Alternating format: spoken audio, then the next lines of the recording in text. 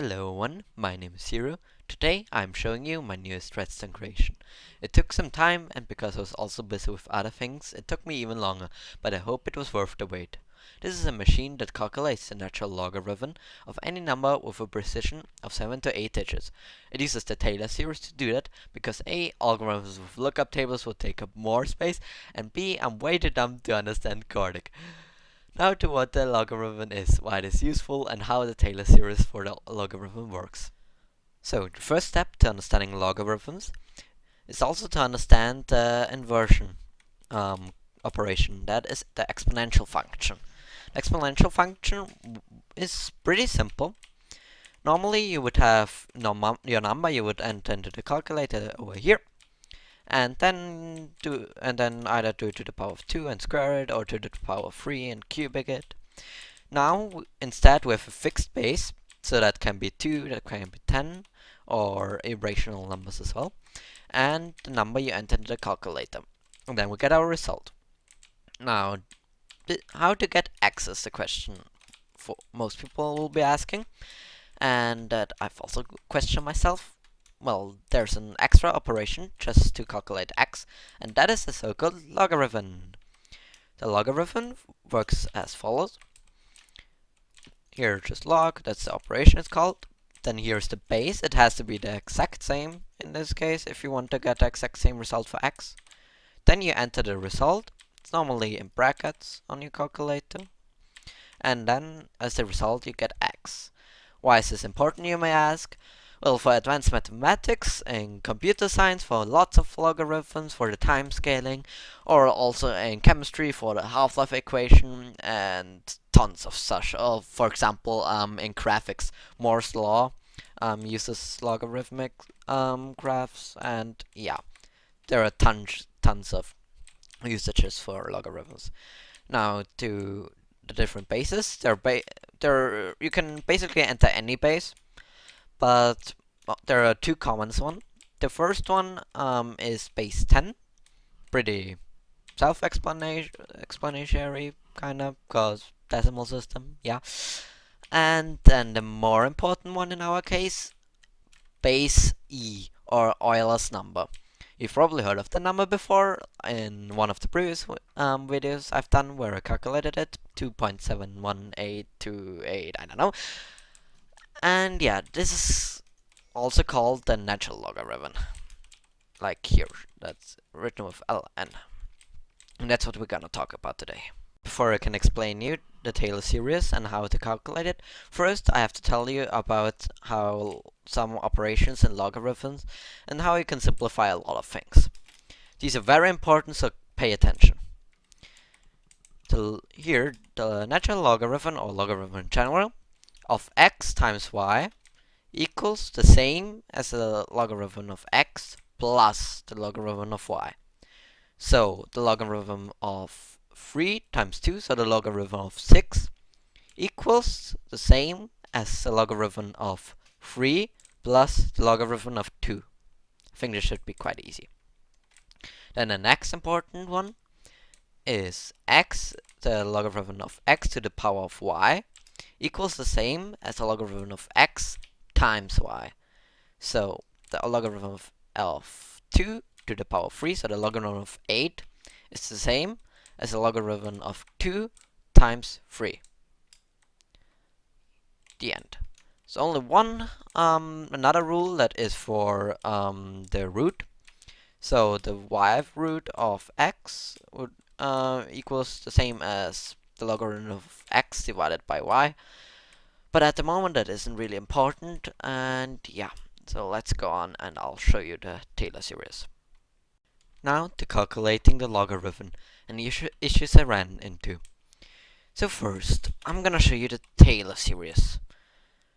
Basically this whole thing. This equation, the whole time till 24 in our case, because we are working in 32-bit single precision floating point. It's always got the minus and plus are always changing. So if it's an uneven number, there's plus. If it's an even number, it's minus. It starts with x and goes on till 24 in our case. and we get x by subtracting -1 from the number we want the logarithm of. Now there's a catch though with this series. The problem is that it only works that if x is in this range. Has to be bigger than 0, can't be 0 itself, and has to be bigger or equal to 2, smaller or equal to 2. So we've got very limited range, sadly. But so I thought about this a long time, and then it kinda hit me. We've got our floating point numbers in binary. Here we have 2 to the power exponent. This is exponent in this case, not Euler's number. Don't mess that up. Times the mantissa. This is still, like, this whole equation is still probably a number bigger than 2. So we've still got a problem. But then I did all of the operations I explained before. Like here, I moved those 2 out, the multiplication, to do an addition out of it. And got this 2 out with the exponent.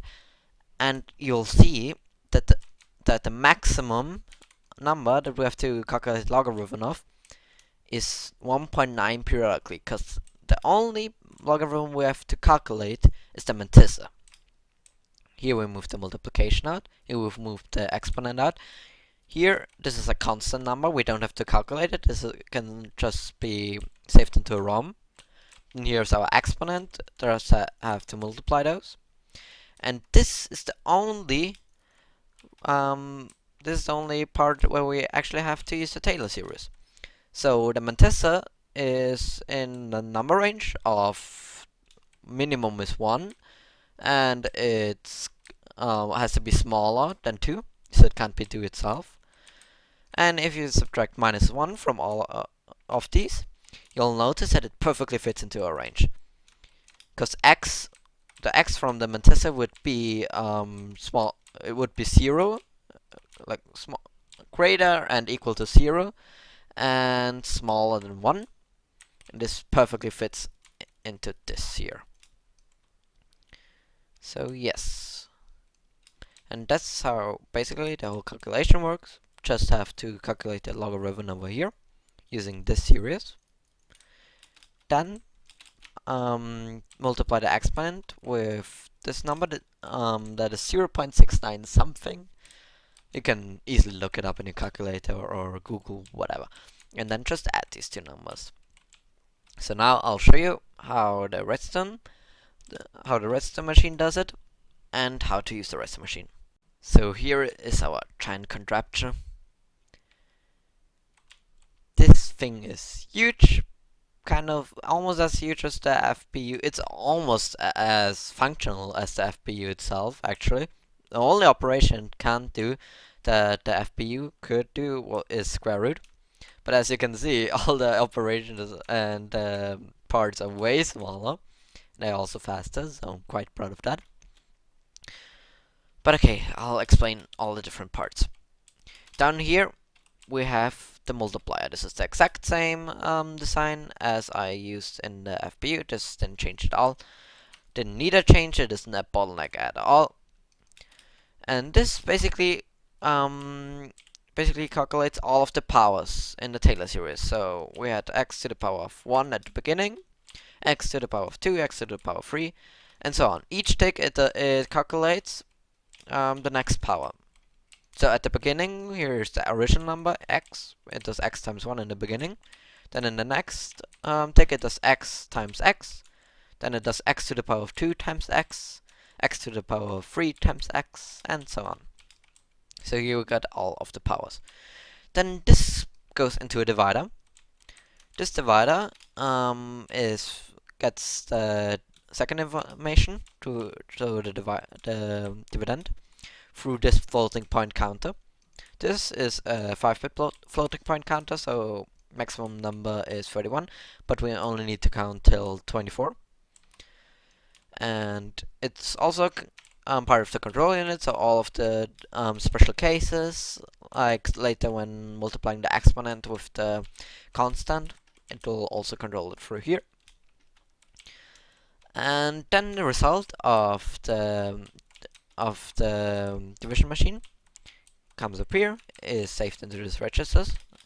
The register for the multiplier are done here. Those giant things go up here, and here they go into the adder. And this adder adds at the beginning nothing to the number and gets stored in here. And now it's always adding the number coming from the divider with this number, or subtracting, depending if it's minus or plus.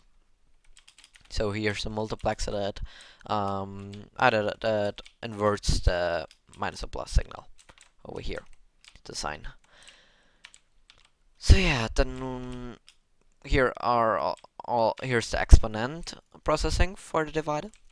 Here's the addition processing for the divider. Are pretty similar. I made kind of a normal sign, you could say. Here is for multiplication design for the multiplier. Here itself is the divider. This giant long thing. The divider is also the biggest bottleneck. Then here we have a barrel shifter. Goes into this adder, who's also got two shifters in case there is a carry when subtracting or adding. And of course we also got an inverter so we can subtract. So now to how to use the machine. And some warnings. This thing probably lags you a lot. Not as much as the FPU, luckily. It's quite efficient compared to that. But still it lags a lot. And the second big thing about it is the calculation time. This thing takes freaking 28 minutes to calculate a number. It luckily doesn't matter how big the number is. It can be, I don't know, 10 billion, trillion, quadrillion, I don't know.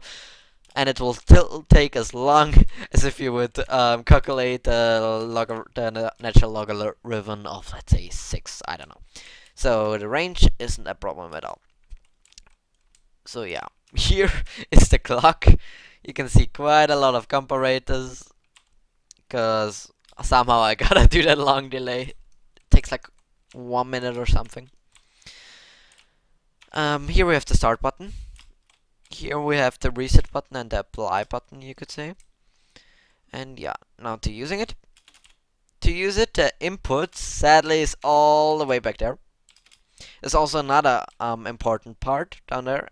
There is a circuit that separates the mantissa and the exponent and puts both of them into a floating point number. We have two multiplexers here, so we can choose if we want to multiply the mantissa or the exponent. And here is our input. Here is our exponent, here is our mantissa, all the way back there. Well, what it basically does, it takes the exponent over here, here are some barrel shifters, and it turns into a floating point number with its own exponent. And it takes the mantissa over here, subtracts -1, so for subtracting from the mantissa, you just have to leave out the carry bit. It's always there, so there's only one case, and that's that the carry bit is gonna be gone after subtracting. So yeah, now it just has to go through the barrel shifter till we've got a new carry bit, and then we've also got our mantissa result, which it will calculate with. So I can like enter, for example, 6. Now the carry bit, the leading one isn't even shown, and it will never be shown. Goes over here. Here is a little circuit, and it detects that the exponent is -1, and also the barrel shifter will have to shift 1 to the side. So it does that. Goes over here. At the same time, our exponent is going through a similar circuit over here, just way smaller, because now we don't have to deal with 23 bits and only with 7 bits. Thank you. Goes through barrel shifter over here and in here. Okay, so now after choosing our number, we just have to wait a tiny bit. This won't take any longer than just walking from here to the circuit over there, probably. So we'll just go over here, and now you would just have to theoretically press this button and then wait for 28 minutes. Yay! So go make a sandwich or something. If you want to reset the machine, you gotta press and you gotta flick this lever. Oh, you'll have tiny lag spikes. And if you have tons of things in a register, which you will do at the end of an operation, and this will lag as well a bit, press the button, and the whole thing will reset, including those RS null ledges. Now to the special cases for where I need those RS null ledges. After it's exceeded the 24th tick, or actually 25th, because the adder is always one tick offset of the divider. The divider is one tick offset of the multiplier. So it's kind of pipelining, I guess. If you put it into a graph, it's kind of the all the calculations for each of those segments, for each of those fractions, are kind of diagonal, I guess, if you can imagine it like that. Anyways, after in the 24th tick, it will activate a decoder over here, which will trigger that the multiplier will switch the multiplexer over there, and this ROM over here. So now in this ROM there is the natural logarithm of 2 saved, and it will multiply the natural logarithm of 2 with the exponent. Then this result will also be saved in the registers. Then in the next tick, it will set the counter to 1. So it will divide by 1, like the counter, not the counter itself, but the input of the counter. So that the result of the multiplier is unchanged, and because the divider is still not the divider, the adder is still processing the previous results of the divider. We are also not wasting any ticks, and I don't have to do any complicated wiring from the multiplier all the way up here to the adder. So thanks God for that. Then it gets saved over here as well, and goes up to the adder, and then it will do the final tick, and the adder will be done, and will show the result right over here.